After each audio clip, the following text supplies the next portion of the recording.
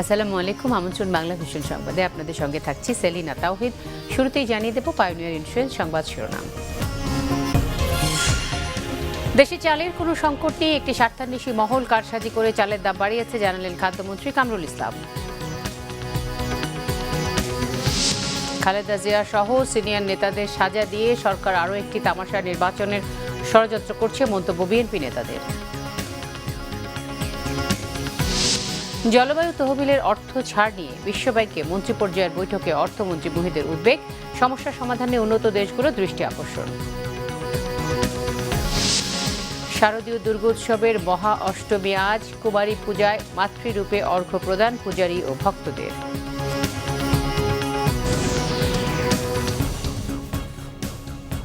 দেখছিলেন pioneer insurance শিরোনাম। Ifad tea time, চায়ের সাথে সেরাটা। এবারে বিস্তারিত। দেশে চালের কোনো সংকট নেই জানিয়ে খাদ্যমন্ত্রী কামরুল ইসলাম বলেছেন, একটি স্বার্থান্বেষী মহল কারসাজি করে চালের দাম বাড়িয়েছে। সপ্তাহ দুয়েকের মধ্যে চালের বাজার স্থিতিশীল হবে বলেও নিশ্চয়তা দেন তিনি। সচিবালয়ে চাল ব্যবসায়ী ও মিল মালিকদের সাথে এক বৈঠকের পর খাদ্যমন্ত্রী এসব কথা বলেন। যৌক্তিক কোনো কারণ ছাড়াই বেশ কদিন ধরে চালের বাজারে চলছে নৈরাজ্য। বিভিন্ন ধরনের চালের দাম কেজিতে বেড়েছে 8 থেকে 10 টাকা পর্যন্ত। চালের বাজারে আকস্মিক এ চালবাজিতে উদ্বিগ্ন সরকারও। কারণ খুঁজতে চাল ব্যবসায়ী ও মিল মালিকদের বৈঠকে ডাকে খাদ্য মন্ত্রণালয়। এতে বলা হয়, চালের দাম কিছুটা বাড়লেও গণমাধ্যমে আরও বাড়িয়ে বলা হচ্ছে। মফস্বলে রাজধানীর চেয়ে চালের দাম কম বলেও দাবি করা হয় বৈঠকে। বুঝতে পারছি এটা একটা কৃত্রিম সংকট। এখানে বহু স্বার্থান্বেষী মহল থাকতে পারে যে আমরা এবার ধান সংগ্রহ করেছি বেশি, ধান সংগ্রহ করাতে অনেকে রাতে ঘা লাগতে পারে। তারপর আমরা ভারতের উপর এই 25% শুল্ক, বিভিন্ন কারণে এই সংকটের সৃষ্টি হয়েছে। আগামী 15 দিনের মধ্যে চালের বাজার ঠিক হয়ে যাবে। মিল মালিকদের চুক্তিমতো চাল সরবরাহ না করার অভিযোগও করেন খাদ্যমন্ত্রী। আপনাদেরকে 31শে অক্টোবর পর্যন্ত আমি সময় বৃদ্ধি করব। এই সময়ের মধ্যে যদি আপনারা চুক্তি ভঙ্গ করেন, 2 বছর তালিকাভুক্ত আইনে আছে, আমি এটাকে সংশোধন করে 5 বছর, এইবার যদি কেউ চুক্তি ভঙ্গ করেন 5 বছর পর্যন্ত আপনারা কালো তালিকাভুক্ত থাকবেন। পরিষ্কার কথা। অ্যাডভোকেট কামরুল জানান, এই সপ্তাহ থেকে 15 টাকা কেজিতে খোলা বাজারে চাল বিক্রি শুরু হবে ঢাকা, চট্টগ্রাম ও খুলনা মহানগরীতে। মাহফুজুর রহমান, বাংলা ভিশন, ঢাকা। সিলেটে কলেজ ছাত্রী খাদিজাকে কুপিয়ে হত্যা চেষ্টার ঘটনা আড়াল করতেই জঙ্গি মারার ঘটনা ঘটানো হয়েছে কিনা প্রশ্ন আছে জনমনে। মন্তব্য বিএনপি নেতাদের। তারা বলেন, জঙ্গিরা কি এত শক্তিশালী যে আইনশৃঙ্খলা বাহিনী তাদের ধরতে পারল না? হত্যা, গুম, অপহরণে মানবতা বিরোধী অপরাধে জড়িতদের একদিন আন্তর্জাতিক আদালতে বিচারের হুঁশিয়ারিও দেন বিএনপি নেতারা। বেগম জিয়া সহ সিনিয়র নেতাদের সাজা দিয়ে সরকার আরও একটি তামাশা নির্বাচনের ষড়যন্ত্র করছে বলেও মন্তব্য করেন তারা। জাতীয় প্রেস ক্লাবে এক আলোচনায় বিএনপির vice chairman advocate Khandakar Mahbub Hossain বলেন, বেগম জিয়াকে মিথ্যা মামলায় সাজা দেওয়ার অশুভ পায় তারা করছে সরকার, এর পরিণাম ভালো হবে না। শনিবার টাঙ্গাইল ও গাজীপুরে জঙ্গি নিহতের বিষয়েও কথা বলেন তিনি। জঙ্গিকে হত্যা করা হলো, তারা কি এতই শক্তিশালী যে তাদেরকে জীবিত অবস্থায় আমাদের আইন শৃঙ্খলা বাহিনী গ্রেপ্তার করতে পারলেন না? তার উদ্দেশ্যটা কি? এই উদ্দেশ্য সরকার একটা নাটক সৃষ্টি করতেছেন। এই নাটক সৃষ্টি করে মানুষের মনে ধোঁকা দিয়ে দেখছেন তারা জঙ্গি নির্মূল করতেছেন। হয়তো বা এমনও দিন আসতে পারে এই বিনা বিচারে হত্যাকাণ্ড, এই সংবিধানের পরিপন্থী হত্যাকাণ্ড জন্য তাদের হয়তো বা আন্তর্জাতিক আদালতে একটা বিচারের সময়। এদিকে জাতীয় প্রেস ক্লাবে আরেক আলোচনায় বিএনপির ভাইস চেয়ারম্যান শামসুজ্জামান দুদু অভিযোগ করেন, নির্বাচনের ঝড় উঠলে আওয়ামী লীগকে খুঁজে পাওয়া যাবে না। অবিলম্বে নিরপেক্ষ সরকারের অধীনে নির্বাচনের দাবি জানান তিনি। খুনি, ডাকাত, হত্যাকারীর সাজা দেবে বিচারালয়, পুলিশ তাকে গ্রেপ্তার করার ক্ষমতা রাখে। কিন্তু জঙ্গি তত্ত্বের নামে বাংলাদেশে যা হচ্ছে, এখন যদি কেউ বলে আপনার ছাত্রলীগের ওই বদরুলের হত্যাকাণ্ডের চেষ্টা আড়াল করার জন্য এই ঘটনা সামনে এনেছেন, তাহলে কি জবাব হবে আপনার? আওয়ামী লীগ নির্বাচন খুব ভয় পাচ্ছে, জনপ্রিয়তা যাচাই করতে ভয় পাচ্ছে। এত কর্ম করিলেন, একটা নির্বাচনে আসেন না। সরকার ভারতের পক্ষে থাকলেও বিএনপি এবং দেশের সাধারণ মানুষ স্বাধীনতাকামী কাশ্মীরিদের পক্ষে আছে বলে জানান বিএনপি নেতারা। ভোটে নির্বাচিত হইতে হবে। জাহাঙ্গীর আকন্দ, বাংলা ভিশন, ঢাকা। সিলেটে কলেজ ছাত্রী খাদিজার উপর হামলার ঘটনায় যেই জড়িত থাকুক বিচার হবেই, জানিয়েছেন স্বাস্থ্যমন্ত্রী মোহাম্মদ নাসিম। হামলাকারীর বিরুদ্ধে এরই মধ্যে আইনানুগ ব্যবস্থা নেওয়া হয়েছে বলেও জানান তিনি। দলের 20তম কাউন্সিল উপলক্ষে রাজধানীর ডিপ্লোমা ইঞ্জিনিয়ার্স ইনস্টিটিউশনে ঢাকা মহানগর দক্ষিণ আওয়ামী লীগের যৌথ সভায় মোহাম্মদ নাসিম একথা বলেন। তিনি আশা করেন আগামীতে শেখ হাসিনার নেতৃত্বেই আওয়ামী লীগের নতুন কমিটি হবে। সেই কমিটির চ্যালেঞ্জ হবে 2019 সালের নির্বাচনে জনগণের ভোট নিয়ে দলকে বিজয়ী করা। জাতীয় নির্বাচনের জন্য সরকারের হাতে আর মাত্র 2 বছর সময় রয়েছে। এই সময়ের মধ্যেই যেন শেখ হাসিনার অর্জন ব্যর্থ হয়ে না যায়, সেজন্য নেতাকর্মী সহ সবাইকে সতর্ক থাকতে আহ্বান জানান আওয়ামী লীগের এই প্রেসিডিয়াম সদস্য।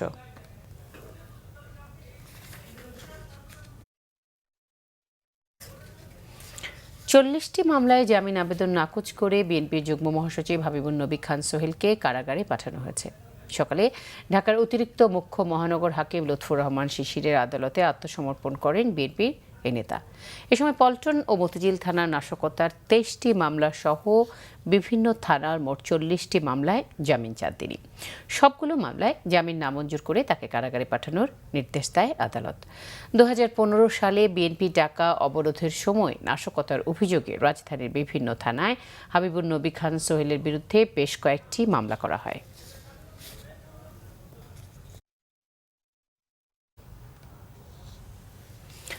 জলবায়ু তহবিলের অর্থ ছাড় নিয়ে বিশ্বব্যাংকে মন্ত্রী পর্যায়ের বৈঠকে উদ্বেগ জানিয়েছেন অর্থমন্ত্রী আবুল মাল আব্দুল মুহিত। বিশ্বব্যাংক সদর দপ্তরে অনুষ্ঠিত বৈঠকে বিষয়টি সুরাহা করতে উন্নত দেশগুলোর দৃষ্টি আকর্ষণ করেন তিনি। মার্কিন বাজারে তৈরি পোশাকের শুল্ক ও কোটামুক্ত প্রবেশাধিকার না পাওয়া নিয়েও প্রশ্ন তুলেছেন দেশটির রাজস্ব বিভাগের কর্মকর্তাদের কাছে। যুক্তরাষ্ট্র ওয়াশিংটন থেকে বিস্তারিত জানাচ্ছেন জিয়াউল হক সবুজ। বিশ্বব্যাংক ও আন্তর্জাতিক মুদ্রা তহবিলের বার্ষিক সম্মেলনের গুরুত্বপূর্ণ অধিবেশন শুরু হয় আইএমএফের গভর্নরদের আনুষ্ঠানিক ফটো সেশন দিয়ে। এরপরই সদস্য দেশগুলোর অর্থমন্ত্রী ও কেন্দ্রীয় ব্যাংকের গভর্নরদের সঙ্গে বৈঠকে বসেন আইএমএফের ব্যবস্থাপনা পরিচালক ক্রিস্টিন লাগার্ড। বৈঠকে বাংলাদেশ ও শ্রীলঙ্কা সহ 4 দেশের পক্ষে বক্তব্য তুলে ধরেন ভারতের অর্থমন্ত্রী অরুণ জেটলি। বৈঠকে জলবায়ু পরিবর্তনের ক্ষতি মোকাবেলায় গঠিত তহবিল ব্যবহার নিয়ে বিশ্বব্যাংকের প্রেসিডেন্ট ডক্টর জিম ইয়ং কিমের কাছে অভিযোগ তুলে ধরেন বাংলাদেশের অর্থমন্ত্রী। We are suffering because of the world, not because of us. তাদের ওয়ার্মিং, তাদের যে কার্বন এমিশন, তার ফলে আমাদের অসুবিধা হচ্ছে। আমরা এত টাকা নিজের থেকে ইনভেস্ট করছি in order to keep ourselves afloat. আমরা যাতে বেঁচে থাকতে পারি তার জন্য আমরা এটা করছি। এর আগে যুক্তরাষ্ট্রের ট্রেজারি বিভাগের ডেপুটি সেক্রেটারি মাইকেল কাপলানের সঙ্গে আলাদা বৈঠক করেন বাংলাদেশ ব্যাংকের গভর্নর ফজলে কবির ও অর্থমন্ত্রী আবুল মাল আব্দুল মুহিত। সবাই আমাদের duty free, quota free entry দেয়, এইটা এই দেশ দেয় না। It is very unfortunate. I refer to it every year and tell them এটা really unfortunate and you should make a change. I made this appeal again. তাদের লিস্টে শুধু রাশিয়া এবং বাংলাদেশ ছাড়া সকলে ডিউটি ফ্রি, কোটা ফ্রি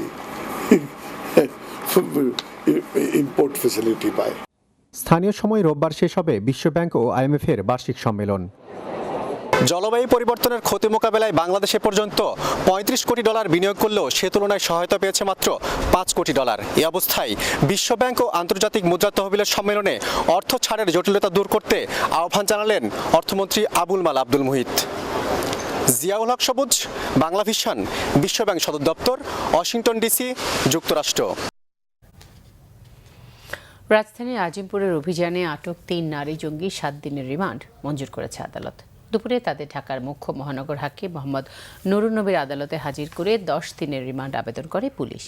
এরা 3 জন হলেন তানভীর কাদেরীর স্ত্রী আবেদাতুল ফাতেমা, গুলশান হামলায় অপারেশন কমান্ডার নুরুল ইসলাম মির্জানের স্ত্রী আফরিন ও বাসারুজ্জামানের স্ত্রী শায়লা। গত 10 সেপ্টেম্বর আজিমপুরের একটি বাসায় অভিযান চালায় পুলিশ।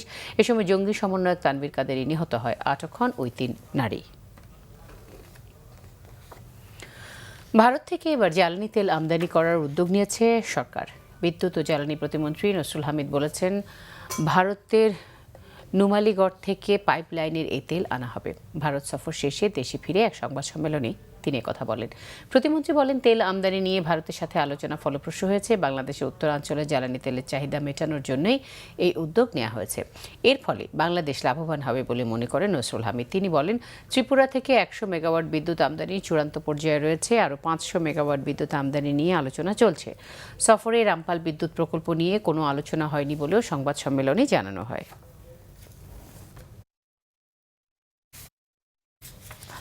ঢাকা চারপাশে 4 নদী দখল ও দূষণ চলছেই।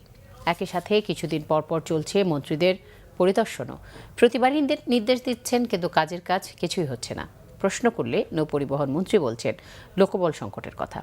এবার জানালেন দূষণ বন্ধে দায়িত্ব দেওয়া হচ্ছে নৌবাহিনীকে।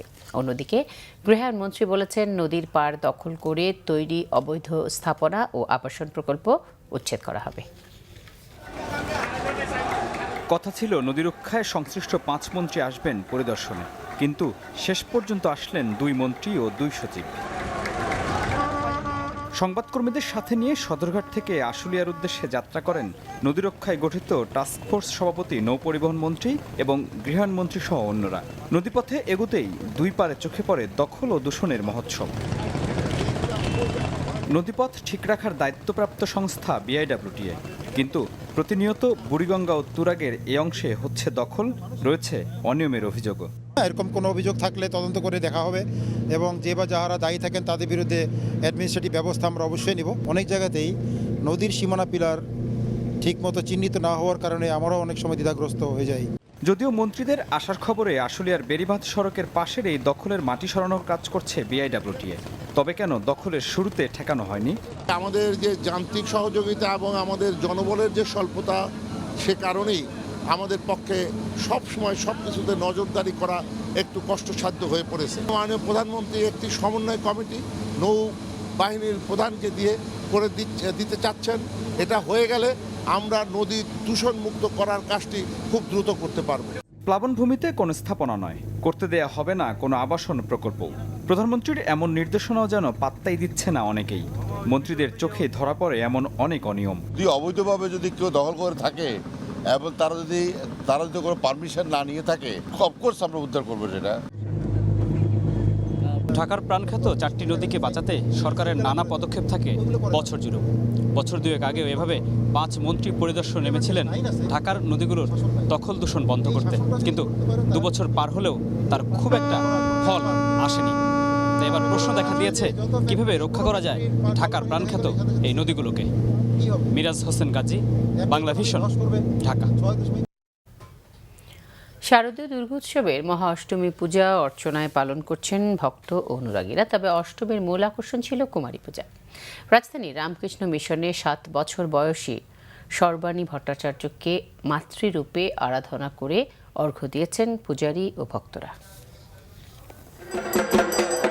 সকল নারীর মাঝেই দুর্গতিনাশিনী মঙ্গলময়ী দেবী দুর্গা বিরাজমান। এই বিশ্বাস থেকেই শারদীয় দুর্গোৎসবের অষ্টমীর দিনে কুমারী কন্যাকে জীবন্ত প্রতিমা করে জগৎজননীর প্রতি শ্রদ্ধা নিবেদন করেন অনুরাগীরা।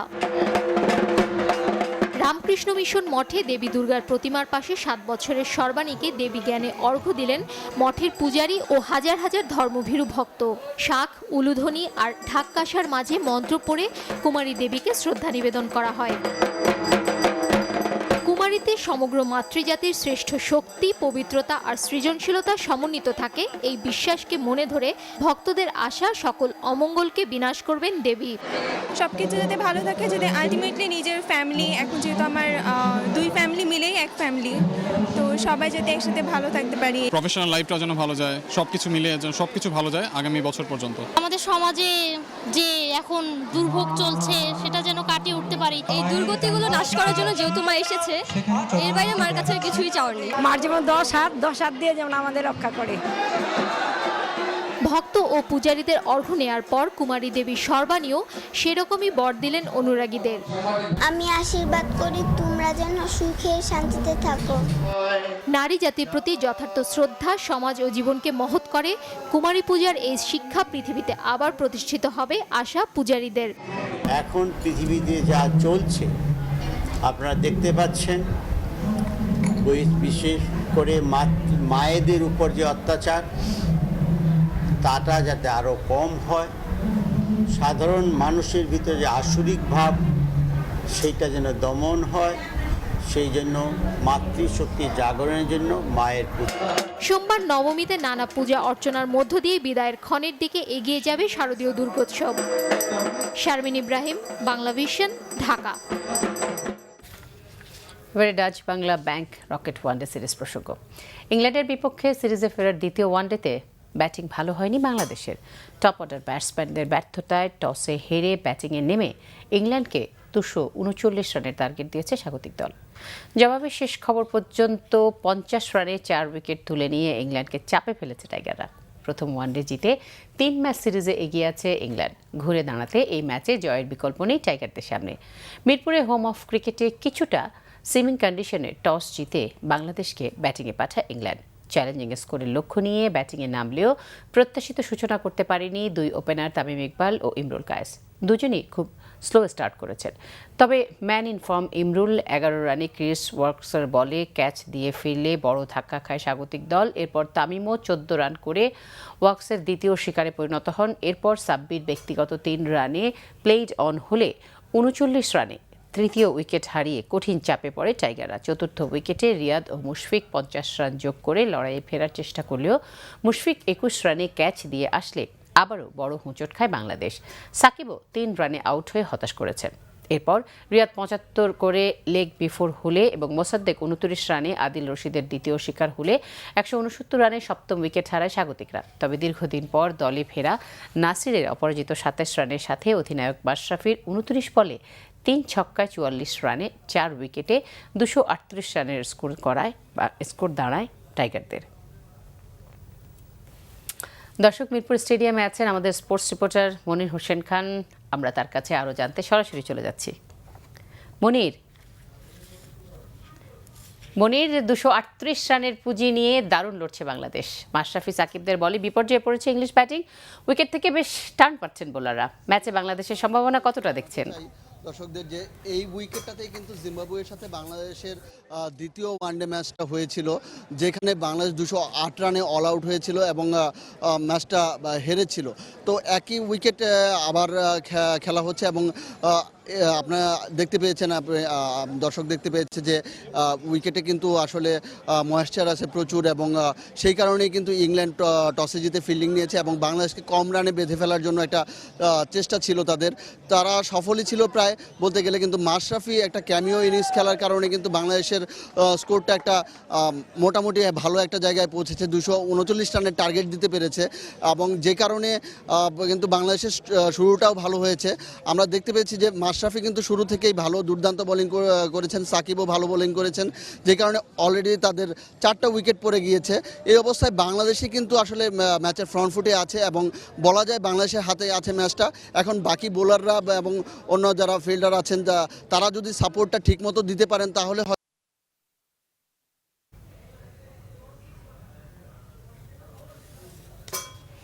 মনির, আপনাকে ধন্যবাদ। নিচ্ছি সিবিসি টাইল সংবাদ বিরতি, সঙ্গেই থাকুন।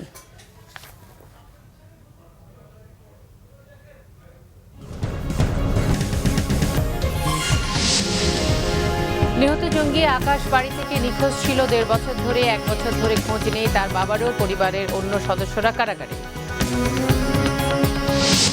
মাধ্যমিক ও উচ্চ মাধ্যমিক পরীক্ষায় এমসিকিউ কমছে। 2017 সালে এমসিকিউ 40 নম্বরের পরিবর্তে থাকবে 30 নম্বর।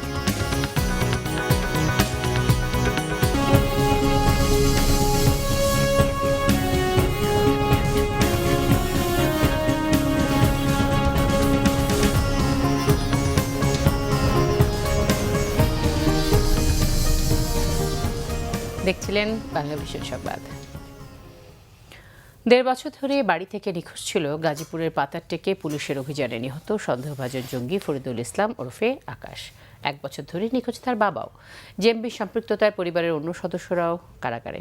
এদিকে নব্য জেএমবির মূল অর্থদাতা হিসেবে চিহ্নিত আশুলিয়ায় নিহত আব্দুর রহমানের ময়নাতদন্ত সম্পন্ন হয়েছে। সিরাজগঞ্জের কাজীপুরের পশ্চিম বড়ইতলী গ্রামে ফরিদুল ইসলাম ওরফে আকাশ পলিটেকনিক থেকে পাশ করে ঢাকায় চলে আসে। গত 1.5 বছর থেকে তাকে আর এলাকায় দেখা যায়নি। তার পুরো ফ্যামিলিটাই মনে হয় এটার সাথে সংযুক্ত ছিল। তাছাড়া তার প্রত্যেকে মানে পলাতক হিসেবে আসছে, আর প্রত্যেকে হয়তো ধরা পড়ছে, এটা আমি যতটুকু জানি, তার মা বাবা সহ সে সহ। ওনার বাবা যখন ওই ডিবি পুলিশ ধরবে নেগে আসলো, তখন ওনার বাবা পলাতক হয়েছে। ওনার বাবা, তারপরে আর ওনার স্ত্রী এবং মেয়ে তাকে ধরে নিয়ে গেছে। 5 সেপ্টেম্বর জেএমবির আত্মঘাতী দলের সদস্য হিসেবে আকাশের মা ও 2 বোন সহ এক প্রতিবেশীকে আটক করে পুলিশ। ফরিদুল ইসলাম আকাশ নামে একজন আমাদের জেএমবির তালিকাভুক্ত সিরাজগঞ্জ জেলার, এবং সে জেএমবির উচ্চ পর্যায়ের নেতা। সে দীর্ঘদিন যাবৎ পলাতক। সে আমাদের সিরাজগঞ্জ জেলার 2টো মামলায়, জেএমবির 2টো মামলায় সে পলাতক আসামি। তাকে আমরা খুঁজছিলাম। শনিবারের অভিযানের ব্যাপারে বাদী হয়ে অস্ত্র আইনে মামলা করেছেন গাজীপুরের জয়দেবপুর থানার ওসি খন্দকার রেজাউল হাসান। তবে টাঙ্গাইলে নিহত 2 জঙ্গির ময়নাতদন্ত সম্পন্ন হলেও এখনও মামলা হয়নি। এদিকে আশুলিয়ার অভিযানে নিহত সন্দেহভাজন জঙ্গি আব্দুর রহমানের স্ত্রী শাহনাজ প্রাথমিক জিজ্ঞাসাবাদে জঙ্গিদের অবস্থান, অর্থায়ন ও প্রশিক্ষণ নিয়ে বেশ কিছু তথ্য দিয়েছে বলে জানিয়েছে র্যাব। ঢাকা মেডিকেল কলেজ হাসপাতালে আব্দুর রহমানের ময়নাতদন্ত সম্পন্ন হয়েছে। ময়নাতদন্তকারী চিকিৎসক জানিয়েছেন উঁচু থেকে পড়ে তার মৃত্যু হয়েছে। শিহাব হোসেন, বাংলা ভিশন, ঢাকা। মাধ্যমিক ও উচ্চ মাধ্যমিক পরীক্ষায় এমসিকিউ অংশের নম্বর কমানোর সিদ্ধান্ত বহাল রেখেছে শিক্ষা মন্ত্রণালয়। 2017 সালে এমসিকিউ 40 নম্বরের পরিবর্তে 30 নম্বর থাকবে। মাধ্যমিক শিক্ষার মানোন্নয়নে করণীয় শীর্ষক এক বৈঠকের পর এই তথ্য জানান শিক্ষামন্ত্রী নুরুল ইসলাম নাহিদ। তিনি বলেন, আগামীতে সৃজনশীল অংশের পরীক্ষার নম্বর হবে 70 আর এমসিকিউর নাম্বার হবে 30। এই জন্য পরীক্ষার সময়ও পরিবর্তন আনা হবে। এমসিকিউর নাম্বার কমানোর বিরুদ্ধে কেউ কেউ কথা বললেও তা যুক্তিযুক্ত নয় বলে মন্তব্য করেন নুরুল ইসলাম নাহিদ।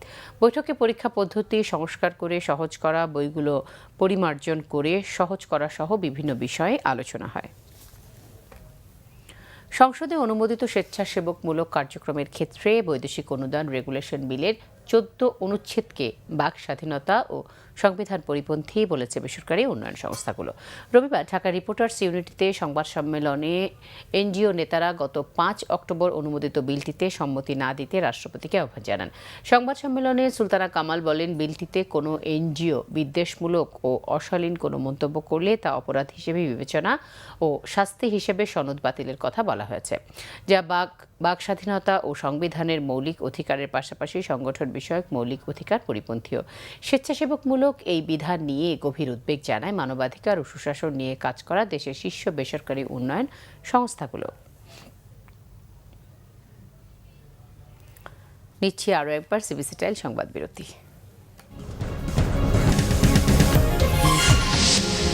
নারীদের নিয়ে অশ্লীল মন্তব্যের কারণে আবারও নিজ দলের সদস্যদের সমর্থন হারালেন রিপাবলিকান প্রার্থী Donald Trump. AFC Asian cup বাছাই প্লে অফ অ্যাওয়ে ম্যাচে থিম্পুতে কাল ভুটানের মুখোমুখি হচ্ছে বাংলাদেশ।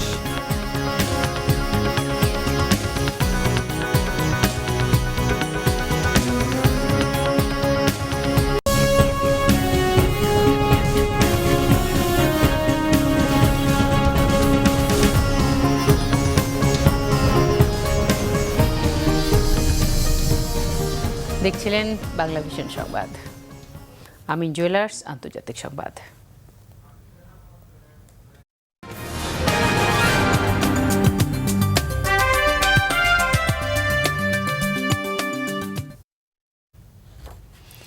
আবারও নিজ দলের সদস্যদের সমর্থন হারালেন মার্কিন প্রেসিডেন্ট নির্বাচনে রিপাবলিকান প্রার্থী ডোনাল্ড ট্রাম্প। এবারে নারীদের নিয়ে অশ্লীল মন্তব্যের কারণে তাকে সমর্থন না দেওয়ার ঘোষণা দিয়েছেন রিপাবলিকান দলের বেশ কয়েকজন জ্যেষ্ঠ নেতা। রবিবার এক বিবৃতিতে ট্রাম্পকে ভোট না দেওয়ার ঘোষণা দেন সাবেক রিপাবলিকান প্রেসিডেন্ট প্রার্থী জন ম্যাককেইন ও সাবেক পররাষ্ট্রমন্ত্রী কন্ডোলিজা রাইস সহ অন্তত 12 রিপাবলিকান নেতা। ট্রাম্পের মন্তব্যে নাখোশ তার স্ত্রী মেলানিয়া ট্রাম্পও।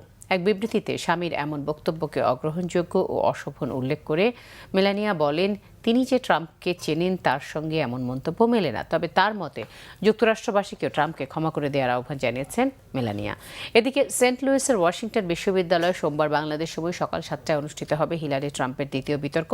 প্রথম বিতর্ক হারার পর ভাইস প্রেসিডেন্টের বিতর্কে রানিং মেট মাইক পেন্সের বুদ্ধিমত্তার কিছুটা ঘুরে দাঁড়িয়েছিল রিপাবলিকান শিবির। এর মধ্যেই নারীদের নিয়ে করা মন্তব্যের কারণে আবারও সমালোচিত হলেন ট্রাম্প। বিতর্কেও এই ইস্যুটি ট্রাম্প কিভাবে সামাল দেন তা দেখতে আগ্রহী বিশ্ববাসী। দেশের বাইরের কিছু খবর নিয়ে রয়েছে একটি ডেস্ক রিপোর্ট। তুরস্কের দক্ষিণ পূর্বাঞ্চলীয় হাক্কারি প্রদেশে এক সামরিক ঘাঁটিতে গাড়ি বোমা হামলায় নিহত হয়েছে ৮ সেনাসহ অন্তত ১৭ জন, আহত ২৭ জন।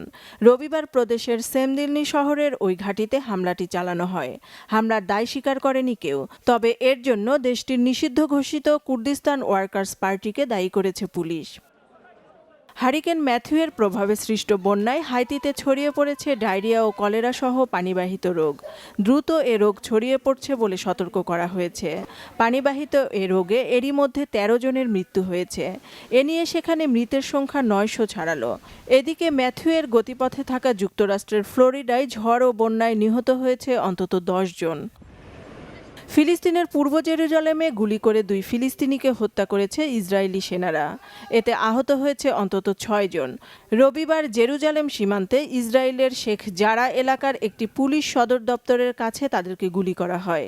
নিহত ২ ফিলিস্তিনি ওই পুলিশ স্টেশন লক্ষ্য করে আগে গুলি চালিয়েছে বলে দাবি করেছে ইসরায়েলি সেনারা। আফগানিস্তানের উত্তরাঞ্চলীয় বাঘলান প্রদেশে একটি সামরিক বিমান বিধ্বস্ত হয়ে এর ৮ আরোহীর সবাই নিহত হয়েছে। কারিগরি ত্রুটির কারণে বিমানটি বিধ্বস্ত হয়েছে বলে জানিয়েছে কর্তৃপক্ষ। তবে বিমানটিকে গুলি করে ভূপাতিত করার দাবি করেছে তালেবান জঙ্গিরা। Shakila Sultana, Bangla vision news desk. সংবাদ শেষ করছি। পায়োনিয়ার ইন্স্যুরেন্স সংবাদ শিরোনামগুলো আরও একবার জানিয়ে দেশে চালের কোনো সংকট নেই, একটি স্বার্থান্বেষী মহল কারসাজি করে চালের দাম বাড়িয়েছে জানালেন খাদ্যমন্ত্রী কামরুল ইসলাম। খালেদা জিয়া সহ সিনিয়র নেতাদের সাজা দিয়ে সরকার আরও একটি তামাশা নির্বাচনের ষড়যন্ত্র করছে, মন্তব্য বিএনপি নেতাদের। জলবায়ু তহবিলের অর্থ ছাড় নিয়ে বিশ্ব ব্যাংকে মন্ত্রী পর্যায়ের বৈঠকে অর্থমন্ত্রী মুহিদের উদ্বেগ, সমস্যা সমাধানে উন্নত দেশগুলো দৃষ্টি আকর্ষণ। শারদীয় দুর্গোৎসবের মহা অষ্টমী আজ, কুমারী পূজায় মাতৃরূপে অর্ঘ্য প্রদান পূজারী ও ভক্তদের।